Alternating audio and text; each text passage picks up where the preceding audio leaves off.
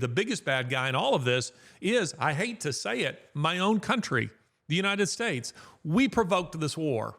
We wanted this war, we provoked it, and the real victims in this war are the Ukrainian people. You know, I've spent my career taking on some of the cultural baddies, you know, some of the most prominent intellectuals in the world, some of them in public debate, some of them behind the scenes. And I've come to realize that ideas define everything that we do. With an academic degree, you're trained to be a researcher and writer to the point that it's annoying. I mean, but I'm grateful for it. I'm not talking about books I've not read. I'm not talking about papers I've not read. Whether I agree with them or not actually isn't the point. There are quite a few books that I would read that I would say are actually evil books. Donald Trump, when he was in a divorce with his first wife, she said he has a copy of Mein Kampf next to his bed. I wish more people did. If the German people had bothered to read that book rather than just have it on their shelf, we might have avoided the Holocaust. If more people read the Quran, they'd be wiser to what Islam actually is, what they actually believe. If people bothered to read, as I have, the writings of Klaus Schwab and the various contributors to the World Economic Forum and the ideas that are driving the globalists, I read them because I want to understand their mentality. I cut out the middleman. I go straight to the ideology. Everything in your life is being defined by either your ideas or the ideas of the people around you. And each episode, we're going to be digging into a different idea that appears in the culture. This is Ideas Have Consequences with me, Larry Alex Taunton. Today we're discussing Russia and Ukraine, but I want to tell you what has motivated this particular podcast. And it has to do with one that we released, just a little more than a week ago, a couple of weeks ago. And that is an interview that I did with my daughter, Sasha. Now, Sasha, those of you who listen to that, the comments are overwhelmingly positive, but there are a few people who drop into those comments to say something very negative. And that is because either A, they don't really understand Sasha's story, or they don't understand or don't want to understand what she has to say about Ukraine. Sasha was adopted from Ukraine just a little more than a decade ago. So let me give some context to what we're talking about here. In that particular interview, Sasha has an extremely powerful story. It is both a heartbreaking story of suffering, of extraordinary suffering, but it is also a powerful story of God's grace, of God's redemption, of God's work in her life. And she can't tell that story without saying negative things about Ukraine. It's just a fact. And if you read the book, which I wrote on this subject, it's a book called The Grace Effect. It was published in 2011, so long before there were people who were putting, Ukraine emojis on anything, or most people could even find Ukraine on a map. People just really didn't care about Ukraine at that particular time. It's both her story, it's a glimpse at socialism, and it's a brief history of Ukraine itself. Now, Sasha is okay with sharing her story because she knows it's very important for other people to hear. She knows that it encourages some people who are suffering, maybe who have had a similar background to her own. They don't have to have come from Ukraine, but maybe people who have suffered extreme abuse, sexual, physical abuse, neglect, all of these kinds of things. And Sasha's not a person who looks back. She doesn't think of herself as a victim, by the way, as most victims genuinely don't. Most real victims don't want to talk about their victimhood. They just want to move on. And that's Sasha. Sasha's generally a very upbeat, even an exuberant person. Her brother's sitting here in the room and will confirm that that is the case. But in that interview, you don't see that. And it is because there's a very, very heavy topic for her. It's a difficult one for her to discuss for reasons that are obvious. as you begin to watch that. And again, people have responded very positively to that. I think it now has something like 170,000 views on YouTube, and it just keeps going.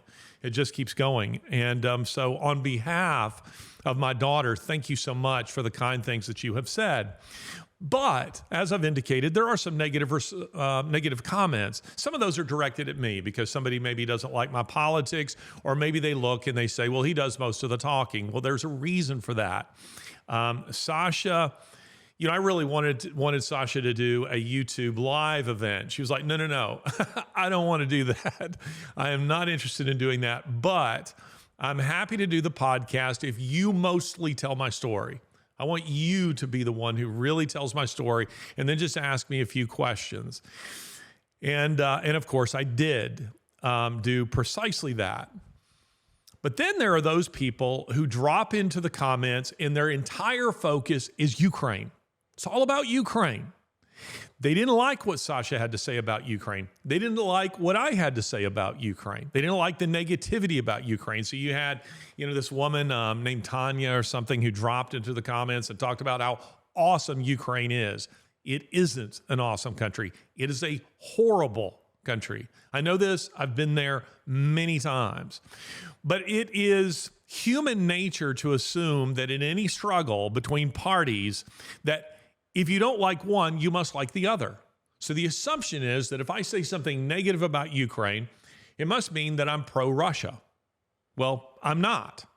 I have said repeatedly, both in my writing and probably on this podcast, we haven't talked about Ukraine very much on this podcast, but I've said repeatedly on this podcast that there are no good guys in this war. Not Russia, not Ukraine, and definitely not the United States. Now, some of you will take exception to that. My guess is that probably before last year, you couldn't find Ukraine on a map. You didn't know anything about Ukraine. You've never been to Ukraine. You still don't know anything about Ukraine. Or you're one of these people, or a bot who falls into the comments whose job it is to push pro-Russian or pro-Ukrainian propaganda. Get off my YouTube page. You don't have any business being on it because you're liars. You're all liars. And that is because what we have in this war are victims. We have bad guys and victims. And I would suggest to you the biggest bad guy in all of this is, I hate to say it, my own country, the United States. We provoked this war. We wanted this war. We provoked it. And the real victims in this war are the Ukrainian people. They have been victimized by their own corrupt government, and it is a deeply corrupt government, just like Russia, which has been master and tutor to Ukraine for centuries. Ukraine learned very well from their master. They're both deeply corrupt countries. But the United States, under Democrats, has become, are we equally as corrupt? We're not there yet because it hasn't gone through the entire, but at the federal government level, I would say we are. I mean, the Biden administration is incredibly corrupt. Everyone is going to encounter pain in their life. The questions deal with the degree of one's pain and the source of one's pain and how we deal with our pain. In this course, I'm speaking very personally about my own pain and some of the lessons that I've learned in coping with pain, how we minister to people with pain, and what kind of perspective are we to have on the big questions that surround pain and human suffering. Why would you take a course like this? Well, presumably, if you haven't suffered in your own life, you will encounter people who do, and undoubtedly some of them are people who are very near and dear to you. I think it'd be very helpful for you to take a course like this in order to understand what they're experiencing and the way that you minister to people in those kinds of circumstances. So I'd love for you to take this course of mine. And I want to tell you this, that when you subscribe to Tome, you get access not just to my course, but to more than 100 other courses that are dealing with very practical issues and assisting you in living and in flourishing. So where can you get this course? Well, you can't get it at Amazon. You can't get it at Apple. You can't get it at Netflix. You can only get it at Tome. So I want you to go to tomeapp.com/pain to learn more about my course. Let's get back to the podcast. Last night, I wanted to refresh myself on Sasha's story. And that is because, Sasha, we adopted her at close to 11. She was 3 weeks from her 11th birthday. She had been abandoned at birth, raised in 3 different Ukrainian orphanages, and she is a delightful human being. She is our daughter. We love her very much. She's a remarkable human being, but we try not to have those conversations with Sasha for a reason. They're very upsetting for Sasha. And so the unspoken rule in our household has been, you just don't go there with Sasha. You let her bring it up when she wants to. She gets to bring it up when she wants to.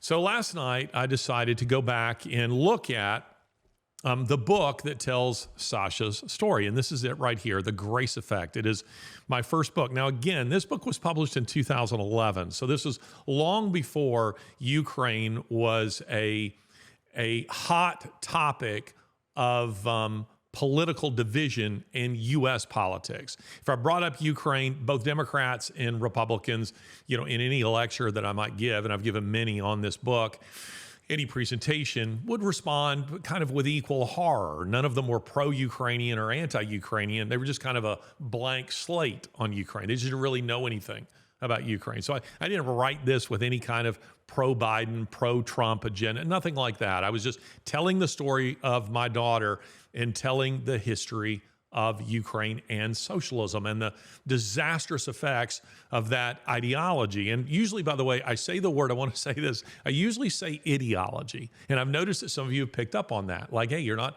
pronouncing it correctly. Well, there's a reason. There's a reason for that. When I was a kid, we're learning these kind of vocabulary words and, something like history or social studies. I developed a little mnemonic device. And the mnemonic device was to think of the word idiots when I thought of the word ideology. To think of idiots, to think of Marxists, communists, socialists, fascists. These people are all ideologues. They're all ideologues. But the mnemonic device for remembering it as a kid, and probably middle school, I think, was ideologues. They're idiots. And this is what I'm talking about in this book. They're idiots, the ideologues who were driving Russian and Ukrainian history, an absolutely godless history. So here I am rereading the book. Last night, I don't know what other authors do when it comes to their books, if they go back and reference them a lot.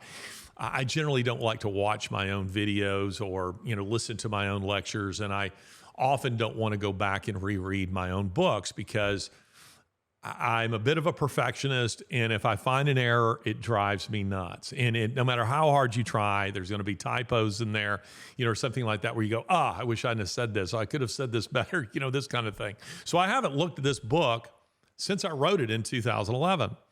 So last night I'm sitting there, while Lori is sleeping, I'm sitting there and I have on, a spy thriller in the background while I'm rereading this. And first of all, I was thinking, whoever wrote this book, he's very funny. This guy is very, very funny. He has a sense of humor that's exactly like mine. So he just, wow, that was just, but seriously, I found myself deeply moved because I was reminded, all the memories started flooding back of the things that Sasha suffered, of all the things that Sasha went through, the things that were going on in the orphanages that were going on in Ukraine at that time. And again, there are those who have dropped into the comments to criticize, to say, Ukraine isn't that bad. Ukraine is wonderful. You people suck who say stuff like that. You do. And it's because what you're doing is you're dismissing Sasha's suffering. You're dismissing it and you're minimizing it by saying stupid things like this. Well, things like that go on in the United States, nowhere near on a scale like we're talking about here. Nowhere near on a scale. And just to illustrate what I'm talking about, Transparency International every year puts out what they call the corruption index. The corruption index. And it's a report They're a nonprofit that seeks to expose global corruption. And each year, Transparency International ranks countries from least to most corrupt on their corruption index. So, United States, Japan ranked number 1 in this particular edition. Ranked number 1, meaning least corrupt. So they're ranking from 1 to 180. They don't do every country in the world. There are roughly 200. That number changes more or less. They just do 180 of those countries. So Japan was deemed least corrupt. The United States ranked number 16 on this list. Guess where Ukraine ranks? For those of you idiots who say that, well, it's no more corrupt than it is in the United States. Ukraine ranked 134th on this list out of 180 countries, meaning that there are 133 countries that were deemed less corrupt than Ukraine. 133 of them. Ukraine ranks well behind such models of integrity as Vietnam and Nicaragua and Rwanda. Mexico, corrupt Mexico, ranks a full 33 spots ahead of Ukraine. Mexico is deemed to be less corrupt than Ukraine. But they're not fully to blame for this. And that is because Russia, again, as I say, master and tutor to Ukraine for a millennia, ranks 154th. Even worse than Ukraine. And my guess is that the Ukrainians and the Russians had to bribe people just to get those spots. They had to cheat just to get that. Because in Ukraine and Russia, you can't get anything done. You can't get your water turned on, your electricity turned on. You definitely can't adopt a child without bribing everybody. And so I keep hearing people say, well, that was in the orphanages. One woman commented, she's Ukrainian, and she said, I went into the orphanages and the people on my team were nice to the kids in the orphanages. Well, what does that even mean? Who cares? So you went into a place where children are literally rented out for sexual molestation. That's what goes in there. But because somebody on your team patted the kids on the head, maybe gave them a candy bar, maybe painted a bedroom for them or something like that. Barracks is really what they are. They don't have their own bedrooms. And then you left. You felt like the orphanages were a good place. I appreciate those Ukrainians who seek to mitigate the suffering of these children, and not just the children, other people in Ukraine, but they are few and far between. For the most part, we encountered indifference in that country. And if you think that it was just the orphanages, first of all, it wasn't Russians abusing those kids in those orphanages. It was Ukrainians. It wasn't Eskimos. It was Ukrainians. Now, is it better in Russian orphanages? Definitely not. The data says that it is every bit as bad. Again, I don't see any good guys here. There are no good guys here. And if you think that level of corruption is systemic in the United States, it isn't. It just simply isn't. You're just simply voicing your ignorance when you say things like that. Do I believe things like that happen in the United States? They do. Do I think it happens from top to bottom? They don't. Not yet. They might under people like Biden, under the Obamas, under Democrats, under leftists. These are hateful individuals who hate humanity. So don't try to drag out to me America's past sins. America is 100 times better than Ukraine or Russia or just about anywhere Eastern Europe or Third World for that matter. But we are rapidly descending into that hell. We are rapidly descending into that hell. So I'm not here to defend the United States on this point. Simply pointing out to you that trying to tell me that Ukraine is somehow just as good as the United States in this regard, it isn't. It is a deeply corrupt country. And guess what? Just as recently as 2019, the New York Times called Ukraine and Zelensky a cesspool of corruption. Then someone sent them the memo after Biden's non-election that you got to be on Team Zelensky in Ukraine. So suddenly they did an about face and started saying that Ukraine was wonderful. But prior to that, our media was on to Ukraine. They understood that Ukraine is deeply corrupt, just as Transparency International has pointed out. And again, I want to point out to you that the corruption that we encountered in Ukraine was systemic. It ran from the orphanages themselves straight up to the federal government. It wasn't isolated. You see, this is what I believed early on when I was fairly naive with this. And I want to be clear, I am not a naive traveler. I'm just about to head to Africa and to Europe. Nigeria is regarded, where I'm headed, is regarded as even more corrupt than Ukraine. I was telling my wife the other day, there should actually be not first, second, and third world. There should be first, second, third, and fourth world. Ukrainian poverty is extraordinary poverty. Nigerian poverty, Colombian poverty is at another level beyond even that. The kind of corruption that I'll run into in Nigeria is even worse than Ukraine. So there are worse places, but not many. And according to Transparency International, there are only 47 worse places in the world. So it ranks as one of the absolute worst. But being somewhat naive about this level of corruption, when we were adopting Sasha, when I ran into individuals who wanted bribes to just do something that any decent human being would do to help us adopt this child, I thought, well, it's just this guy. It's just this adoption facilitator.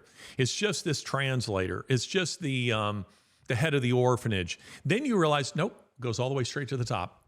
I had to bribe every single individual to make this adoption happen except for one woman, one government official. And God bless her. God bless her that she's storing treasures in heaven. I do believe God will reward that woman because she did not want a bribe. Everybody else did. And that goes to show you how much they care about these children. Not at all. They don't care. So save your pro-Ukraine bullshit for somebody else because I don't want to hear it. Save it when it comes to Russia.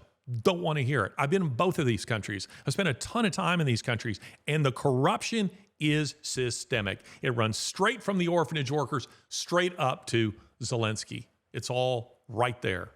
What? Two things. One, make sure you say that they didn't just want bribes. They would not do their jobs if they were not given bribes. Just so that more people in the comments are going to say that you're a part of the problem by paying the bribes. This is a great comment. No, it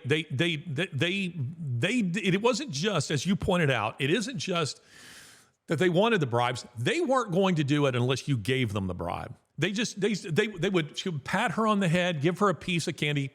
Sasha, our adopted daughter, they would do things like this in our presence. But when we're not there, they're willing to rent her out. If I had come into the orphanage and said, I want a little boy, about 8 years old, want to have sex with him, how much? They would have rented him out. There's no question, because that's what they do. Now, do I think every single individual involved in the orphanage system does this? No, they don't. But it's not an anomaly that this happens. And at the end of the day, those people who are coming into the comments who are criticizing what has been said in that particular podcast, that interview with Sasha about Ukraine, they don't really want to directly take on Sasha's story. They know they can't win on that because it is her firsthand account. It's a powerful firsthand account. So what they do is they try to dump it on me. But they're directly contradicting what she herself had to say. At one point, she stops me during that interview and says, I want to be clear that this was happening in the orphanage. It was the workers. This was happening across the board. So those of you who say, it wasn't that bad, what you're doing is you are minimizing her suffering for the sake of your own politics. And what this does is it exposes the left for who they are. Because a way to identify leftists, ideology, idiots. The way to identify leftist ideology First of all, notice that in tweets and this kind of thing, have you noticed how they resurrect words that are kind of in disuse, that almost nobody's using the word grifter? A decade ago, that word just almost nobody used. Now it seems like grift and grifter are all over the place, and they're being used by the left. Somebody will fall into the comments and say, oh, you're just a grifter. That's a leftist. That's a bot, or it is an operative who is sent out to say, so these people have no creativity. They have low intelligence, so they have to be issued a vocabulary. These are the words that you use. These are the things that you say. You see it over and over again. And another way to spot a leftist is this. They don't really care about the individual. They love humanity in general, the millions, but never the one, not their actual neighbor. They only care about man in the abstract, not in reality. It's for them, it's all or nothing. They speak every genocidal ideology, fascism, socialism, which have a body count of roughly 150 million in the previous century alone. They had noble slogans all over their banners. They spoke of their love of humanity, but they don't love humanity. They don't care for the individual. And that is exposed in the comments that after listening, and to how much they actually listened to what Sasha said, I don't know. But it's incredible to me that anyone could hear what she had to say of her own suffering. And you could tell it's costing her to tell that story. And it does cost her to tell that story. We as a family seek to protect her when she's telling that story. That's why I do most of the talking in that video. She doesn't want to. But when she does speak, she's dropping gems. I believe in God because of my suffering. Whoa. Just an incredible line. Just incredible wisdom in that. How she shows such grace and mercy. She's not seeking revenge. She says she trusts in a God who will see to that on her behalf, and God will. I mean, Scripture itself says, if you abuse the orphan, if you abuse the widow, I will kill you. These are the words of the Lord. I happen to believe them. If you don't, it's at your own risk. But those of you who are abusing my daughter in the comments by disputing her story about Ukraine, I know you don't dispute her directly. You're smarter than that. You just make it about Ukraine and your own politics. And how Ukraine really can't be all that bad of a place. It exposes you for the evil people that you really are, because when confronted with the suffering of a real human being, not abstract, but a real one, guess what you do? You blind yourself to it. You pretend it's not happening. You don't want to see it. You don't want to know. I had one guy this past week said, I'm going to unfollow you because you described what happened with when the atomic bombs were dropped. You described the horror in that. He said it was pornographic. Pornographic? Do you not want to know the reality, the truth of what actually happens? Listen, I don't want to live watching Schindler's List every day, but if you haven't seen it, you need to see it, or one like it. My mom said to me, and I love my mom, but she said, I don't want to see Sound of Freedom. It's too depressing. And I said, you need to see Sound of Freedom. You need to see that film. You need to know what's going on. And to her credit, she said, okay. But she didn't want to see it because it's depressing. Too bad, so sad. You need to see it. Don't be a Pollyanna. Don't put your head in the ground and pretend it's not happening. But leftists love to act like they care about people. And then when you put one in front of them in the person of Sasha, they don't care. And by the way, Sasha didn't even scratch the surface of her actual suffering. When she came to the U.S., because her front teeth looked okay, we assumed her back teeth were okay. But we knew that we could see by the way she was eating that she was struggling. So we took her to a dentist. Dentist takes me out of the room and he says, and I quote, her teeth are bombed out. And I said, really? He said, she has exposed nerves, 7 teeth with exposed nerves. Fortunately, they were all baby teeth in the back. She'd been given no anesthetic for that. Her teeth were drilled with no anesthetic. When I told her I was taking her to a dentist, she started to weep. And she started going like this, making the motion of a drill. They were going to drill her. She'd had her teeth drilled without anesthetic. That's a shitty country. Say what you will. It's not a country I want to live in. It's not a country I want to raise my children in. Again, are all Ukrainians evil? No. Again, I've been in that country at least 7 times. Russia, about the same. I have a master's in Russian history, Marxism, socialism, literature. I've taught them all. I've traveled all over Eastern Europe. I was there earlier just this year. I was in Romania at an old communist prison. Probably discuss that on the podcast at some point. I'm not talking about something I don't know anything about. I'm talking about my daughter.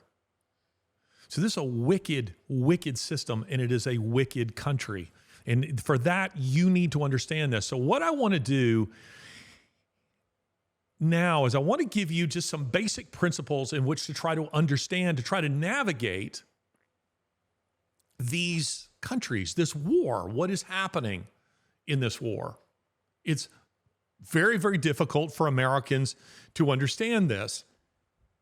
And again, I want to be clear that I don't think the U.S. has any business being involved there at all. I've said to you that we provoked this war. We have. And it's not just been Democrats. It's been Republicans as well. Beginning with the Clinton administration that convinced the Ukrainians to give up their nuclear deterrent. We said, give up your nuclear weapons and we'll protect you. Even though we're on the other side of the world, we'll protect you. See how that's worked out for Ukraine. And the Bush administration lent support to what was called the Orange Revolution in, I think it was 2005. The Obama administration helped to destabilize overthrow a democratically elected government. But why did we do that? Because it was a pro-Russian government. We didn't want that. So we helped overthrow that. And guess what? Shortly thereafter, Putin invaded. That was in 2014. Invaded into eastern Russia and then into the Crimea. So this war has been going on actually for quite some time. One of the things that has really amazed me in this whole Ukraine-Russia war has been the attitude of the United States State Department, the Biden administration, to act completely shocked that Putin invaded. He's just a maniac. He's crazy. This was the kind of stuff that they were saying at the time of the invasion. Made no sense from their point of view. One of the things that you learn in Russian History 101, I mean, I didn't have to go to graduate school to learn this. I was taught this when I was taking Russian history as an undergrad. That Russia has always regarded Ukraine as absolutely vital to their survival. Not Estonia, not Latvia, not Lithuania, Ukraine. And that is because it is their access to a warm water port, hence the reason Putin went after Ukraine. He didn't go to take over the whole of Ukraine. He went after, in 2014, he went after the Crimea. And that is because historically, Russia has seen Ukraine as vital because it's their outlet from the Black Sea to the Mediterranean into the Atlantic. They have no other warm water port. You say, well, up in the north, not warm water. Freezes over half the year. The access through the Baltic Sea. What? Way out to the east? 9 time zones away? No, I don't think so. So that's one thing. Second thing is they've always regarded it as a borderland. That's what the word Ukraine actually means, borderland. Borderland. They have regarded it as vital to their own security. It is a buffer state for them. So it seems the Russians were reasonably contented to let Ukraine be semi-independent, leave them alone so long as we didn't meddle in their politics. And we did. And that is because the Biden administration's approach has been, and prior to Biden, Obama, and prior to Obama, George W. Bush, and before George W. Bush, Bill Clinton. So both Democrats and Republicans said, you know what, it makes perfect sense to use Ukraine to poke the Russian bear. Let's just piss them off.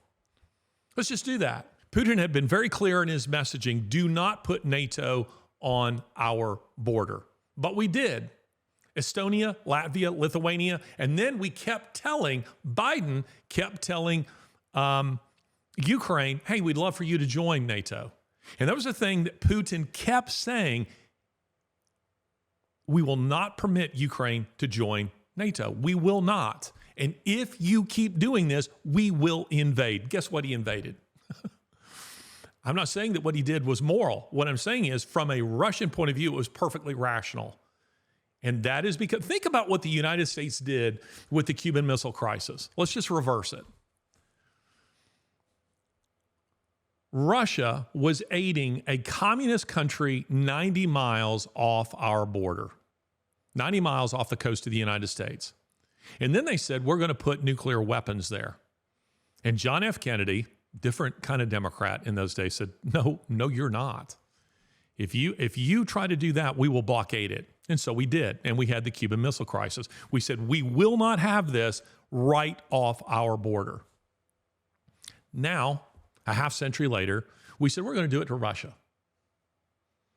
We're going to destabilize the Ukrainian government. We're going to use them to fight a war against Russia. We don't want to send our boys over there to die. We'll just let the Ukrainians die. We'll let them fight Russia. Hey, we'll send you some cluster bombs. We'll send you some stuff to fight a war of attrition to bleed Russia and bleed Ukraine. That's what's happening. But again, back to my point about Cuba, we are now doing the same thing to them. And Ukraine isn't 90 miles off Russia's border the way Cuba is 90 miles off our border. They're butted up right next to each other. And we're saying we're going to destabilize that government. We're going to use them to fight a war with you, a proxy war. And by the way, we're going to make them a member of NATO, a permanent threat to you. And this is the way Putin, has seen it. Ukraine has become a permanent threat to Russia's survival. It is our breadbasket. We need it to feed ourselves, and it is our access to a warm water port. This is what blows me away, that we spend billions in all these pretentious think tanks, and absolutely no one saw this coming. Are you kidding me? You learn this in Russia 101. You learn this right off of the bat. So I'm a little blown away that all the people at the Cato Institute and Brookings Institute and the buildings full of policy analysts at the State Department, no one said, we're about to provoke a war here. Probably would be wise to stay out of this. And please don't give me all your pro-democracy speeches. A place that I love, place you went with me. If we were going to fight a war for freedom that I think would be worth fighting, it was for Hong Kong. Hong Kong, genuinely pro-democracy, not Ukraine, not Zelensky. He suppressed dissent in that country. He has suppressed other parties. They are obviously corrupt. Hong Kong has a thriving Christian population, loves the United States, is pro-democratic, and we did nothing as they were crushed by the Chinese. And the Chinese pose a much greater threat to us than Russia. Far greater threat to us than Russia. Who knows how long it is before they move on Taiwan. And I think they will move on Taiwan. And I think we will do nothing. The Chinese know we'll do nothing. So I'm trying to give you a 35,000-foot view here, not getting into the weeds of all the specifics of this conflict and of this war, but to try to help you understand a little bit of what is taking place here. And again, when I say that I don't think we should be involved here, and I say that I think the United States, least of all, is a good guy in this, we are not. We are not. And that is because we are using Ukraine for our own sordid political agenda. We want to destabilize Putin. We want to destabilize Russia, but we figured we'd let the Ukrainians do it for us. You go fight our war for it. We'll send you some money. We'll send you some weapons. You go fight and die in that war. it isn't just that we've done that, but there are also credible rumors of the U.S. using Ukraine for a massive money laundering scheme, child sex trafficking. And by the way, Ukraine has a lot of that. I can verify that firsthand, just as I said at the beginning of this podcast. And it is also a place to hide chemical weapons laboratories. It seems we were up to some very nefarious stuff in Ukraine, developing chemical weapons, biological warfare, and the Russians knew it. And the Russians knew it, and they've sought to expose it. So again, let me state that I have been in Ukraine and Russia many times. So I know a little bit of what I'm talking about here. And I just really want to give you a lens through which to try to understand some of this stuff. Let me back up about 30 years in this story. In a way, and I'll tell even some of it from a personal point of view to try to give you a glimpse of what I'm talking about here. In the late 1980s, as I'm paying close attention. At that time, I was a bit of a news junkie. I'm in my teens, in my early 20s, and I was subscribing to U.S. News and World Report, Newsweek. I am reading just a National Review. I'm reading just about everything. I was a news junkie at that point. Not anymore. I try not to do that these days because it influences what I do on this podcast in a way that I don't think is always helpful. You get stuck in the weeds and you don't see the larger, picture, which I think is important. But something very exciting was happening, and I was fascinated even then with Russian history. I'm a product of the Cold War, so I grew up, seeing on TV. Some of you will remember this. Even wondering if I was ever going to make it to adulthood, because you would see on the nightly news, the United States has this many, bar charts. The United States has this many nuclear submarines. The Russians have this many. We have this many ICBMs. They have this many. Our armed forces are this many. Theirs are that many. And then you've had all these movies about World War III, these kind of apocalyptic movies. I remember one that I thought was pretty good. Probably watch it now and think it was terrible, but it had Rock Hudson in it. He was playing President of the United States, and David Soul plays an American military commander in, of all places, Alaska, when the Russians invade Alaska, crossing the Bering Strait. And it's this very tense standoff. And the movie, as I recall, it was a made-for-TV movie, but it ends, as I recall, with the Russians launching their ICBMs and us launching our ICBMs. And that's the way it ends. You know that both countries are about to obliterate each other. As a kid, you're watching all that stuff all the time on the news. I can remember actually praying, Lord, I'd love to make it to adulthood.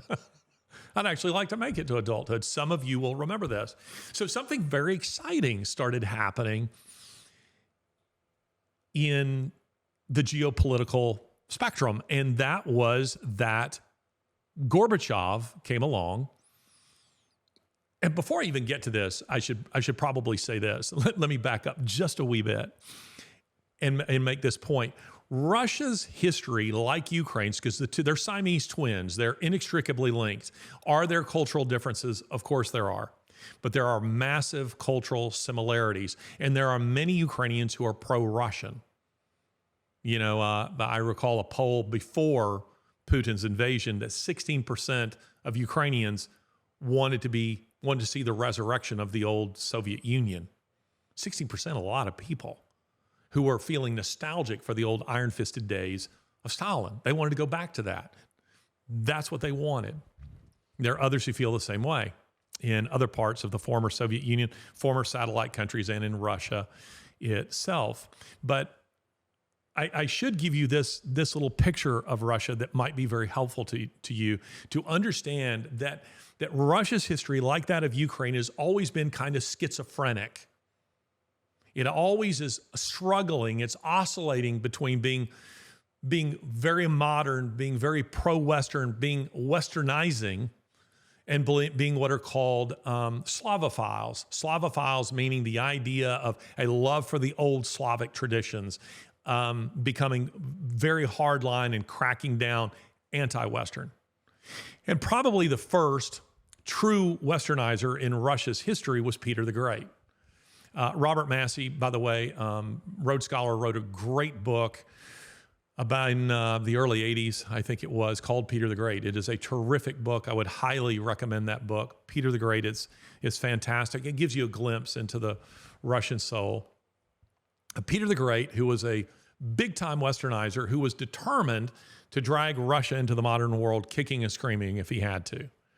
And he was Tsar of Russia between 1682 and 1725. Following him were a series of mediocrities, empresses and emperors who are almost irrelevant until we get to Catherine the Great in 1762. Catherine the Great, she was a German princess. She was already Western, but she became Tsar of Russia, she became Tsarina, Empress of Russia. And she was a westernizer. She wanted to bring Russia into the modern world. She reigned from 1762 until 1796. She was followed by her son, Tsar Paul, who hated her. And he was a Slavophile, so he took it back in the other direction. He was Tsar between 1796 and 1801 when he was murdered. Guess who he was followed by? He was followed by his son, Alexander I, who was educated by his grandmother, Catherine. He was a great westernizer. He, by the way, is of War and Peace fame. Tolstoy, immortalized him in War and Peace. He was Tsar of Russia between 1801 and 1825, so he took it back in the westernizer tradition. He goes back in that direction, back that way. He dies in 1825. There are some conspiracy theories that say he really didn't die, but he faked his death like Elvis in 1825. He's followed by his half-brother, Nicholas I, who took it back in this direction because he was a Slavophile. Didn't want anything Western. We're not modernizing. We're not doing that. He was Tsar of Russia between 1825 and 1855. He was followed by Alexander II, who was, can you guess, a westernizer. So he took it back.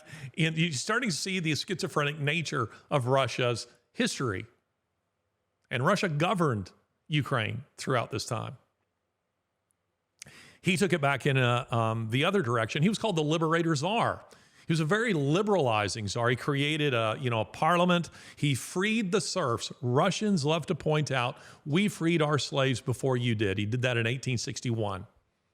Ours came after a civil war in 1865.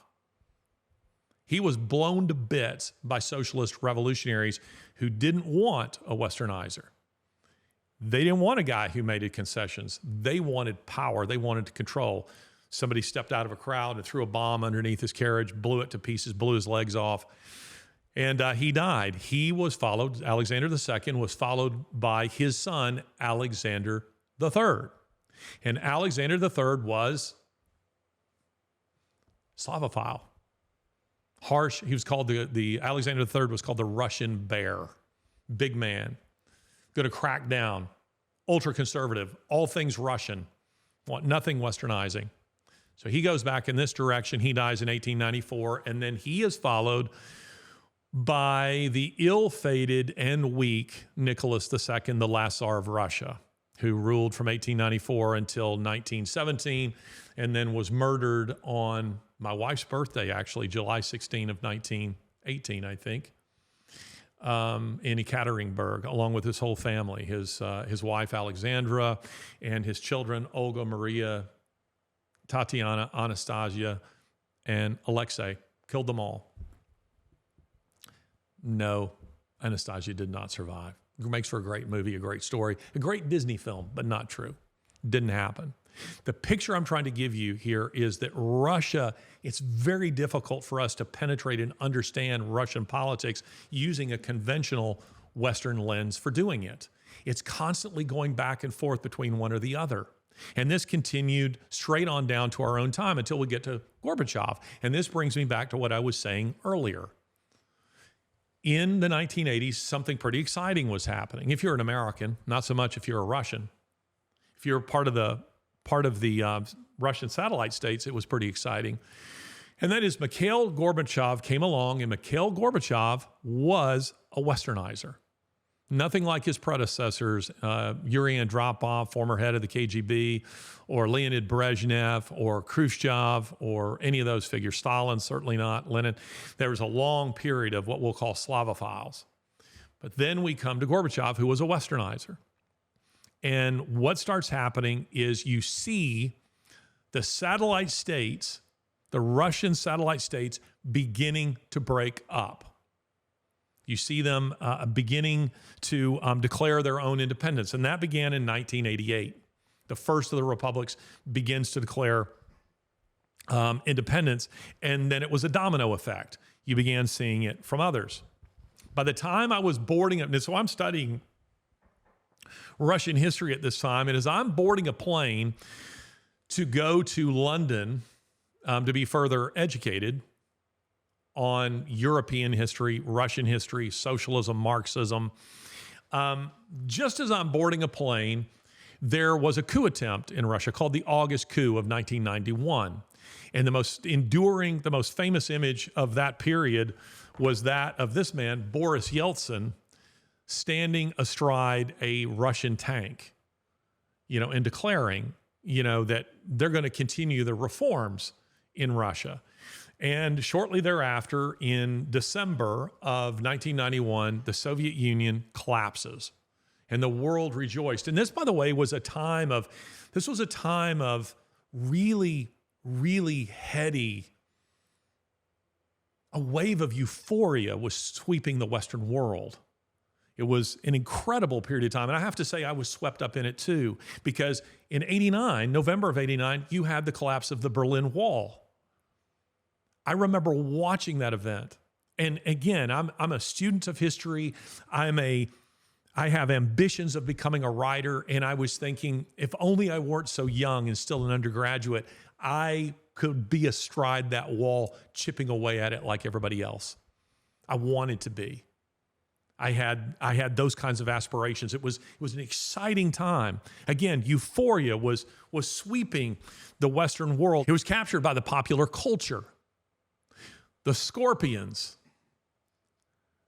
the headbanger, big hair West German rock band of Rock You Like a Hurricane fame, they produced a beautiful song called Wind of Change that again really tried to capture this euphoric moment.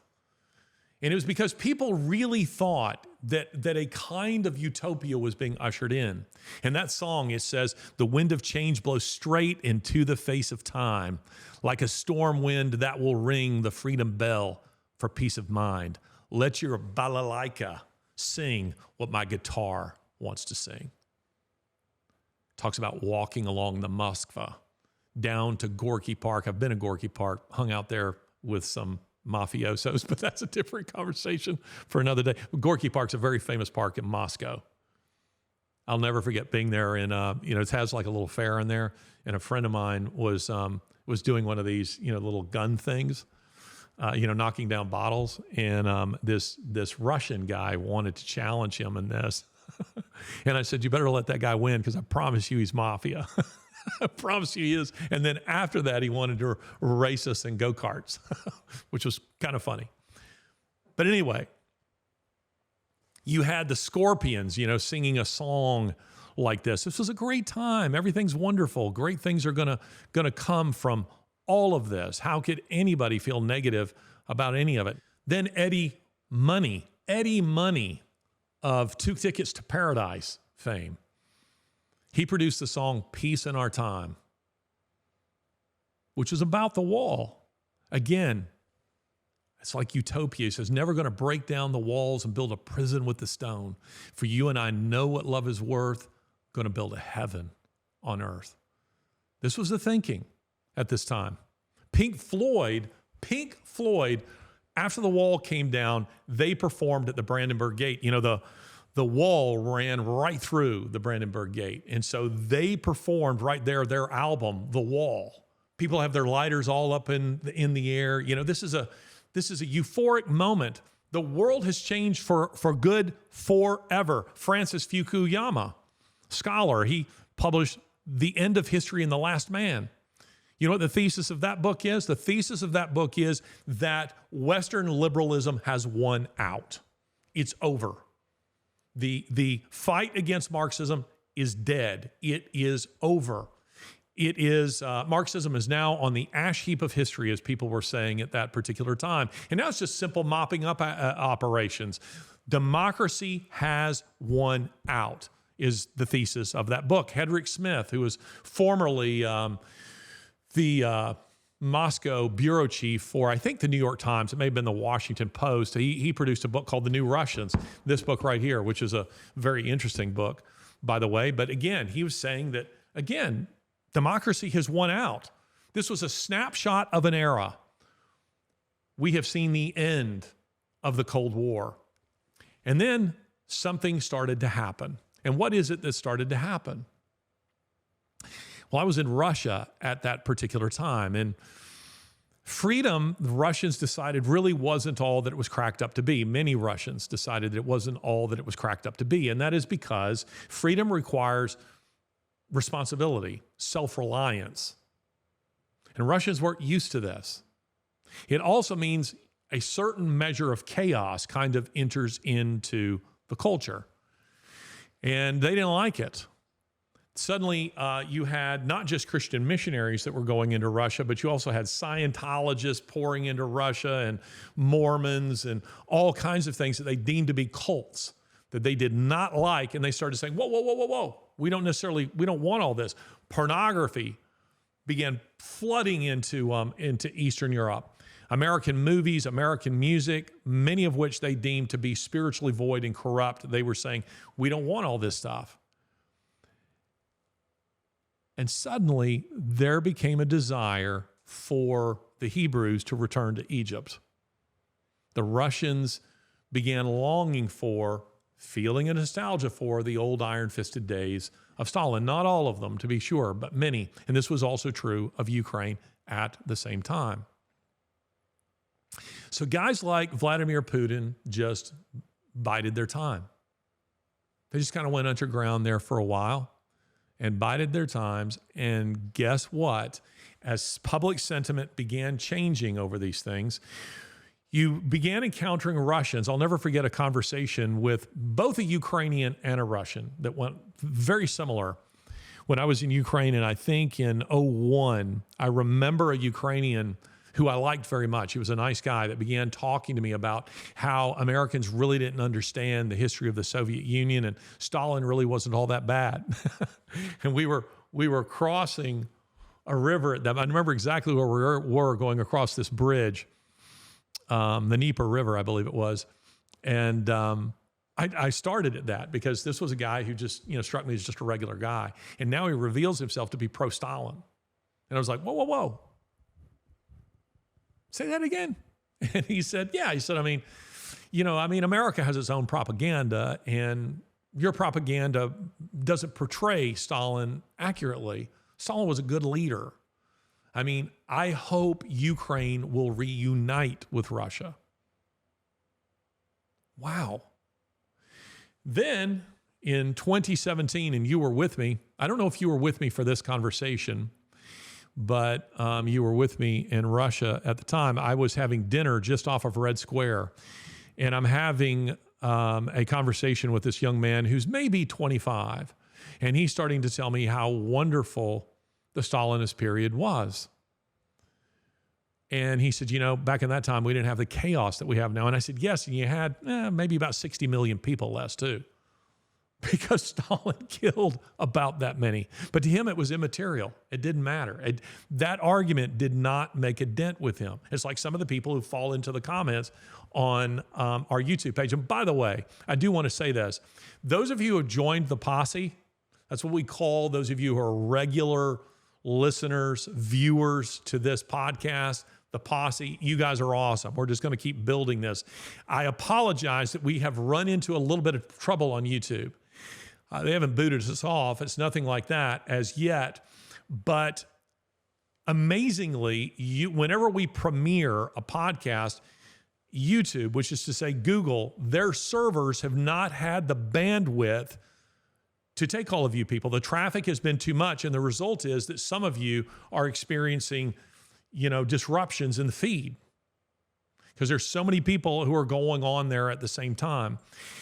trying to watch this podcast, and so we're hoping we can get that changed. Some of that has to also do with the fact that we film this in 4K, and YouTube doesn't seem to be fully geared up for 4K, at least for not as many viewers as we've had on this podcast. I think in the last, I don't know, since we've started this, I think we've had roughly 3 million downloads of this podcast in, I don't know, roughly 6 weeks. So it's incredible. So we want to keep building the posse. So thank you guys for watching. Thank you for paying attention. But you see the problem that we have here. We're talking about trying to understand a Russian Ukraine that does not think like the United States. Here's just a simple example of that. The most fateful date in Russian history is 988. Why is that? The first Russian state wasn't founded in what we call modern day Russia. It was founded in Ukraine at Kiev. It was called Kievan Rus. So you right away begin to see some of the complexity, some of the difficulty untangling the history and thus the ongoing conflict that is taking place there. This war is not new. This conflict is not new. Russia seeing Ukraine as their own possession is not new. Just about every Russian ruler since, the beginning of time viewed Ukraine in much this way. And it's partially due to the fact that the first Russian state was founded at Kiev in the 9th century. It'd be like saying that the United States, its founding didn't take place in what we call the United States today. It didn't take place in Boston or Philadelphia or modern day DC, but in Ottawa. It'd be like saying that. And so that's part of the problem that we're dealing with here. But 988 is a very, very fateful day in Russian history. Indeed, I would argue it is the most fateful date, not just in Russian, but in Ukrainian history. And that is because in that year, the Prince of Kiev, Vladimir, think of him as a king, the ruler of old Russia at that time, Kievan Rus, he decided that paganism was passé. And he said, you know what? We need a new religion. We need a new religion. We need to catch up with everybody else. And he sent out emissaries. This is according to the Primary Chronicle, which is Russia and Ukraine's oldest historical document. Primary Chronicle. It tells the history of Kievan Rus, the history of Russia. So he sends out emissaries to explore the various religions. It's actually quite funny. I tell the story in this book, the Grace Effect, that I think you'll find very amusing. But he sends out these emissaries to explore the various options. And without going into the detail, he ultimately decides that they want to adopt Greek Orthodoxy. And do you know why they wanted to adopt it? Not for any real theological reason. It was because they could keep drinking. He says in that document, drinking is the joy of the Ruses. And this is when the emissaries he sends to explore Islam, they come back and tell him that you can't drink vodka. And he goes, no. That is not a religion for us. We're not interested in that one. And the emissary, who goes to explore Judaism comes back and says, you have to be circumcised. You picture him crossing his legs and saying, "Niet, not doing that." So what are the other options? So it comes down to Catholicism, what we call Catholicism today, and Greek Orthodoxy. And while the Great Schism, which takes place in 1054, the formal separation between what is today Roman Catholicism and Greek Orthodoxy, had not yet happened. It's still, not quite a century away. The cultural differences were nonetheless there, and the cultural differences were chiefly linguistic, because Catholicism, you had the Latin West and you had the Greek East. And the emissaries who came back from Constantinople said to him, "We knew not whether we were in heaven or on earth." And it is because they saw, you know what they saw? In fact, have you seen it? Hagia Sophia. They saw Hagia Sophia. They were utterly astonished. And you should be. If you go there, you'll know why. The Blue Mosque, which is just across from it, the Muslim effort to copy it just looks like trash compared to the Hagia Sophia. And it was done in the 6th century. Justinian I, the Byzantine emperor who had it constructed, when he walked in Hagia Sophia, he said, I have surpassed thee, O Solomon. He was just blown away by it. And it's because the dome, an unsupported dome there, has 40 windows around the base, which is incredible. The amount of light that comes in. Most dome structures, the engineers can't figure out how to put windows around it. And it looked like the dome itself was held by a golden chain from heaven, is what people said. And so they were so impressed by Hagia Sophia that they said, God must surely dwell there, they told him. He goes, that's the religion for us. I don't have to get circumcised, and I can keep drinking vodka. Great. But why it was a fateful decision is because it forever separated. The Greeks would send two missionaries, Cyril and Methodius, to adapt the Russian language as it existed at the time to the Greek alphabet. So the Cyrillic alphabet is not exactly the Greek alphabet, but it's a modified Greek alphabet that they did for the Russian language. That's where we get the term Cyrillic. That's where we get the name of their alphabet. And what that did is it forever separated Russia and Ukraine culturally and linguistically from the West, because all the massive cultural convulsions, and guess what those were? The Renaissance, the Reformation, the Enlightenment, the Scientific Revolution, the Industrial Revolution. Russia and Ukraine never experienced any of those things. None of them. Not even the French man purse craze. They missed all of that. By the time we get to the 20th century, Russia and Ukraine are a full 2 centuries behind the West, technologically speaking. The Industrial Revolution began in Britain in about the 1740s. It didn't begin in earnest in Russia until the first of the 5-year plans in 1925. Think about that. Almost 2 centuries behind. And see, and this has always been Russia and Ukraine's problem. Hence the struggle between the Slavophiles and the Westernizers, because the Slavophiles say we remain strictly, we strictly adhere to our own traditions. And the Westernizers say we must modernize or we just become a vassal state of the West because they have all the nifty stuff. We don't have any of that technology. We don't have it. And so Russia and Ukraine have historically had to rely on stealing technology from the West. Straight down to the atomic bomb was stolen from the West. This actually comes up, and it's historically accurate, in Oppenheimer. You know, Klaus Fuchs and others, they were working for the Russians. So what I'm wanting you to understand, what I'm trying to communicate to you in this, is that when you try to understand countries like Ukraine, countries like Russia, with an American perspective, I'm trying to tell you, you cannot penetrate the mindset because the mindset is not the same. Fyodor Tyutchev, I'll see if I can remember this poem off the top of my head, had a little poem, Russian poet, called Not With the Mind. But he says, not with the mind is Russia comprehended. The standard measure will deceive. In Russia, one must just believe. It's something like that. And that's true because you can't penetrate the Russian and Ukrainian mindset. It's a very, very different mindset. Coming back to Sasha, when I was speaking to groups there, a Christian group there learned that I was in the country and invited me to come and speak in Kyiv. And so I did. I went down and addressed this group. And I'm thinking I'm talking to the home team. And during the Q&A, somebody raises a hand and says, why are you in Ukraine? And I said, now these are Christians, Ukrainian Christians.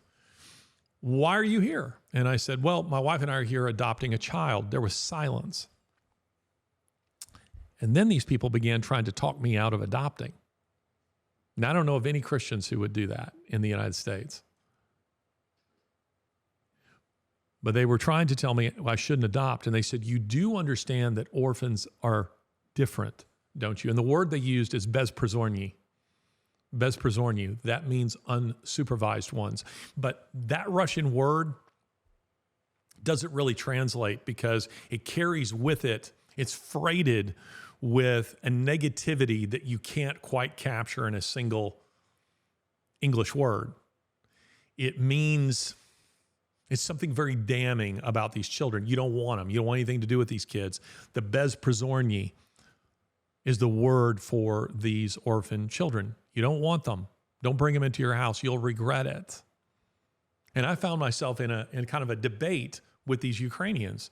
Now, I do realize there are Ukrainians who will listen, watch this podcast, who will say, you know, Ukrainians work in the orphanages and they do adopt children.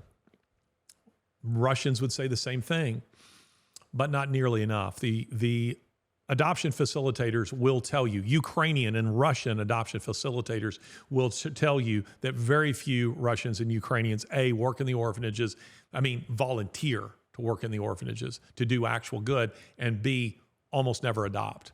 They will tell you that the children are overwhelmingly adopted from the West, and among that group, overwhelmingly by Americans. By Americans. And I would argue that that has to do with what I call the grace effect. That has to do with evangelical Christians who are moved to do something on behalf of these children. But the point is, you can't penetrate that mindset. It is a very, very different mindset, and you need to understand that. And again, it goes back to their history. Their history has produced a very, very different cultural experience. They haven't gone through the same things that we've gone through in the West. They just haven't. And to some extent, that's not all bad.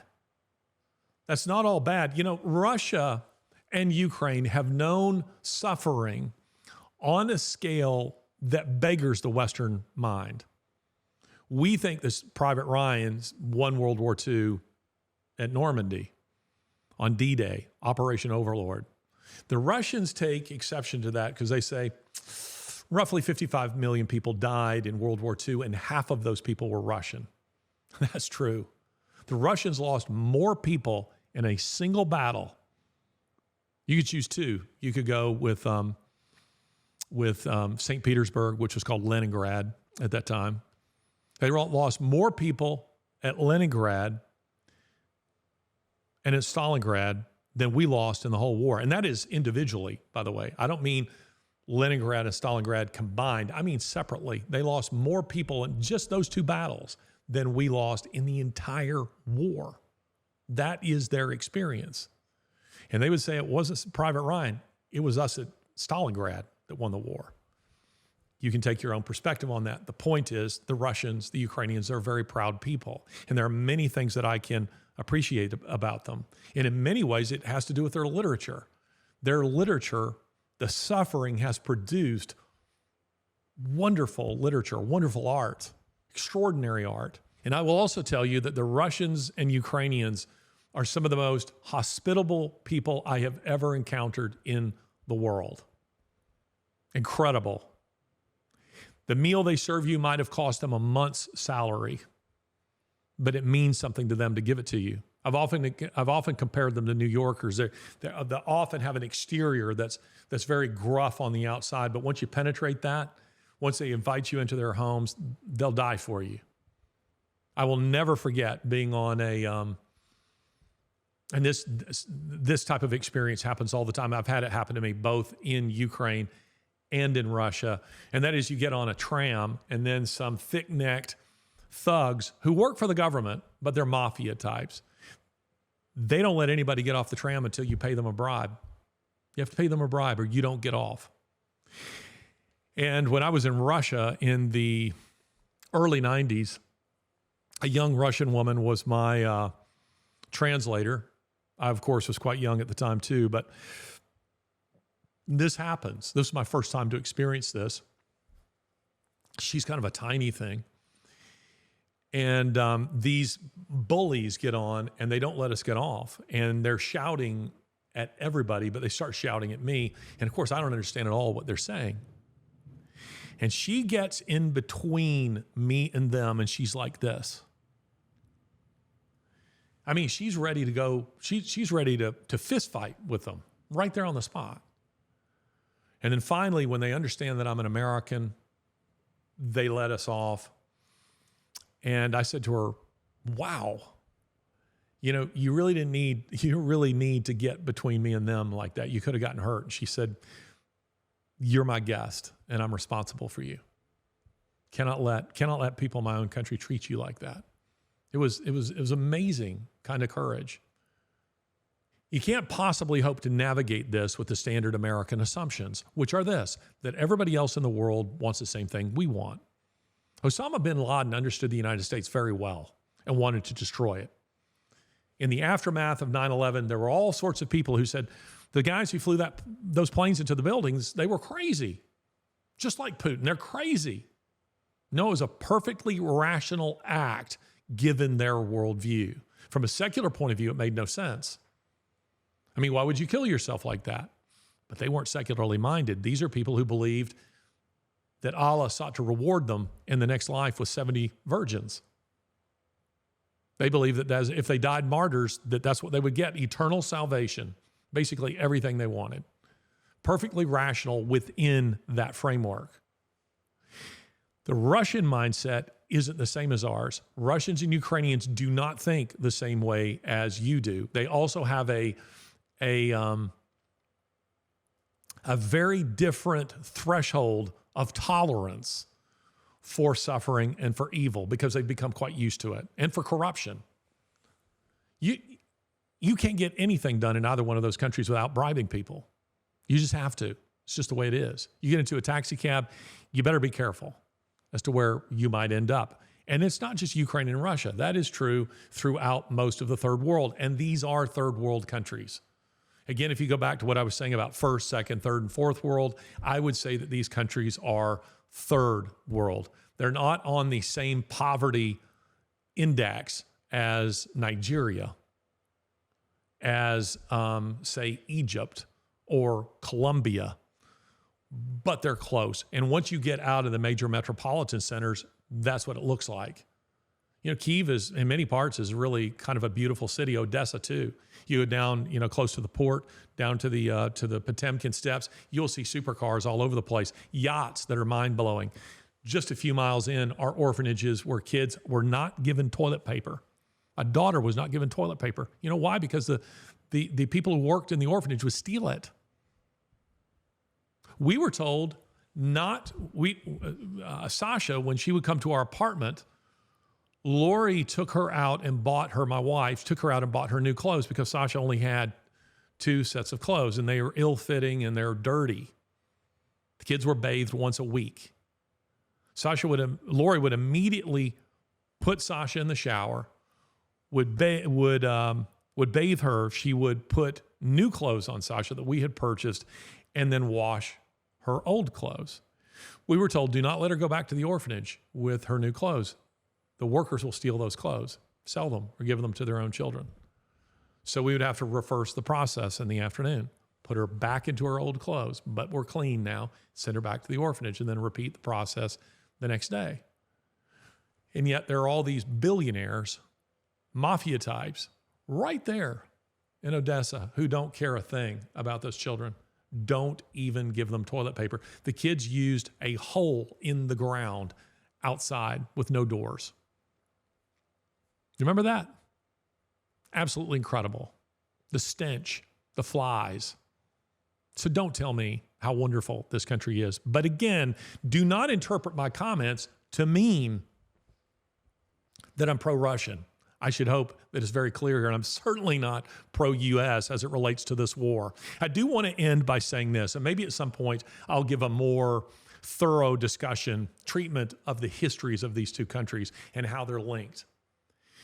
Russia and Ukraine, but I'll speak specifically here of Ukraine. Ukraine has suffered a deeply tragic history, and its peoples have known suffering on an extraordinary scale. They've known invasion, occupation, genocide, invasion, occupation, genocide, over and over again. Novelist Leon Uris said of Ireland, he said, Ireland has no future, only the past repeating itself. That's true of Russia and Ukraine. The history of the West is linear, progressive. moving from one thing to the next, as I just said, from the Renaissance to the Reformation to the Enlightenment, the Scientific Revolution, the Industrial Revolution. Now we're in, I don't know what you want to call this age, the computer age, the artificial intelligence period, the technological age. That is not true of these two countries. Not true at all. It's cyclical, and it's a bad cycle, a very, very bad cycle. And a lot of that simply has to do with the fact that poor Ukraine has no natural barriers behind which it can hide. Geography, as I learned from my old tutor, Michael Richard Daniel Foote, MRD Foote, he emphasized the importance of geography in how history plays out.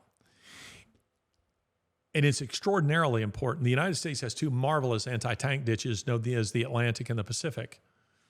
And we haven't had hostile nations right on our border. That has not been true for Ukraine. Ukraine has been, for centuries, invaded from the west and from the east. And they've almost never been the point of destination for those armies. They're just a doormat going in one direction or the other. Invaders coming and going throughout their history. They have suffered this. And it is because they do not have, like the Swiss, they have no Alps to hide behind. They do not have an English Channel like the British to hide behind. They do not have the Atlantic or the Pacific like the United States to hide behind. They don't even have, like the French, the Vosges Mountains. They don't have that. And the result has been tragedy for the Ukrainian people. And unfortunately, Ukraine, governed on and off by corrupt Russia, has adopted corrupt practices, just as the Russians adopted them from the Mongols. I remember my old Russian tutor, I don't think I have his book up here, Hugh Ragsdale.